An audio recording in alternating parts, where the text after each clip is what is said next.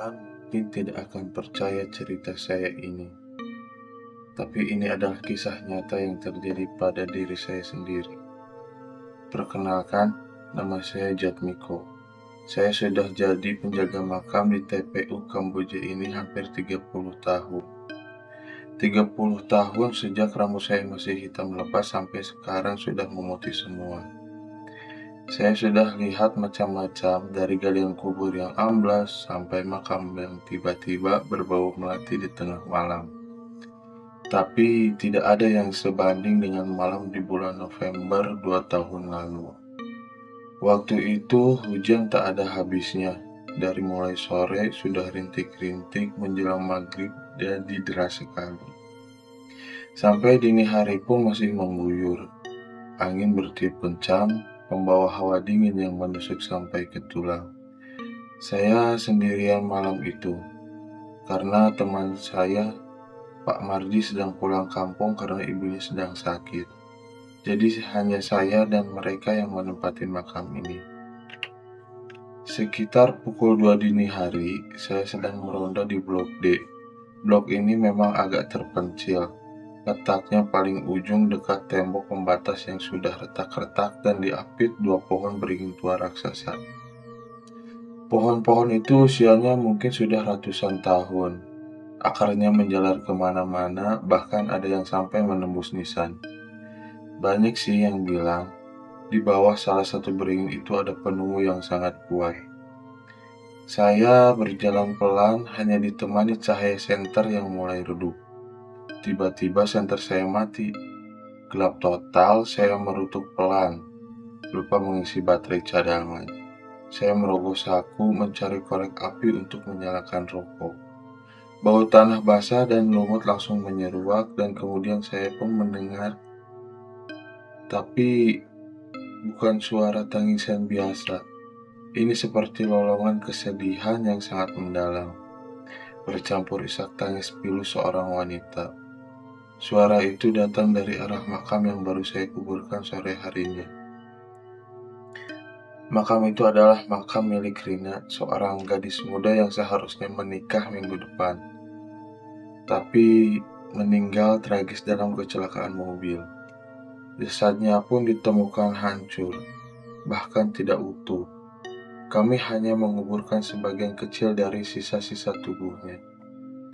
Jantung saya pun langsung berdegup tak karuan, seperti genderang mau perang.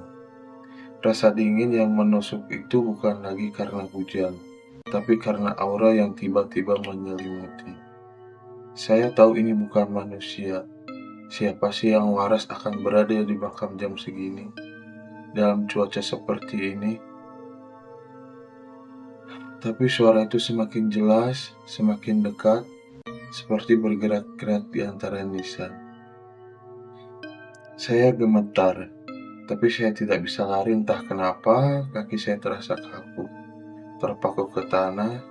Saya akhirnya berhasil menemukan senter cadangan dengan tangan yang bergetar hebat.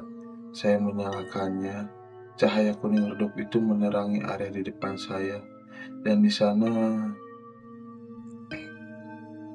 di atas gundukan makam Rina yang masih merah, duduklah seseorang wanita. Rambutnya panjang, hitam legam, terurai menutupi sebagian besar wajahnya. Gaun putih yang dikenakannya terlihat lusuh dan basah kuyup, menempel di tubuhnya. Dia bersimpuh, bahunya pun bergetar hebat, dan isak tangisnya terdengar begitu nyata, begitu menyayat hati.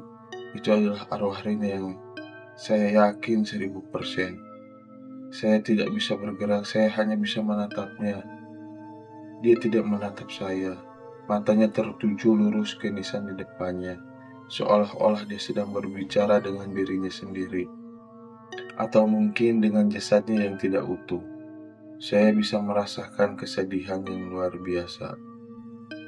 Luar biasa yang terpancar dari dirinya. Kesedihan seorang pengantin yang tak pernah sampai ke pelaminan. Tiba-tiba dia mengangkat kepalanya perlahan.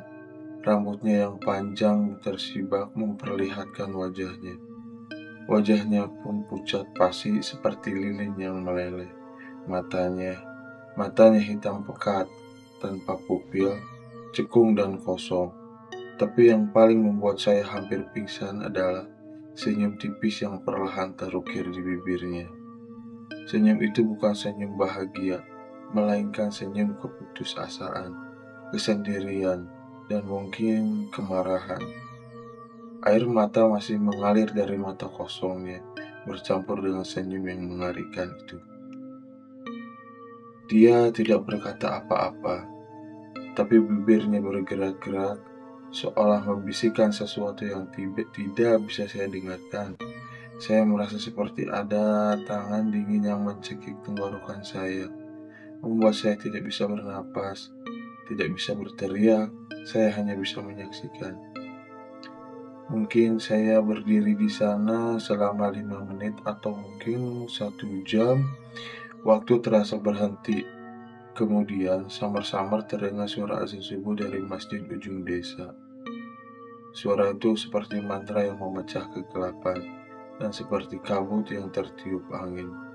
Sosok Rina pun perlahan memudar. Gaun putihnya, rambutnya, wajahnya yang pucat, semuanya menghilang. Ditelan kegelapan sebelum fajar sepenuhnya datang. Sejak malam itu, saya tidak pernah lagi berani meronda sendirian di Blok D. Saya selalu mengajak Pak Mardi, atau kalau tidak, saya hanya akan berpatroli di area depan saja. Saya tahu TPU ini bukan hanya tempat peristirahatan terakhir bagi jasad, tapi juga bagi jiwa-jiwa yang belum menemukan kedamaian. Dan arwah Rina, pengantin yang tak pernah sampai itu, saya yakin masih ada di sana, menunggu, menunggu entah apa, mungkin menunggu jasadnya utuh, atau mungkin menunggu seseorang yang mau mendengarkan kisah pilunya.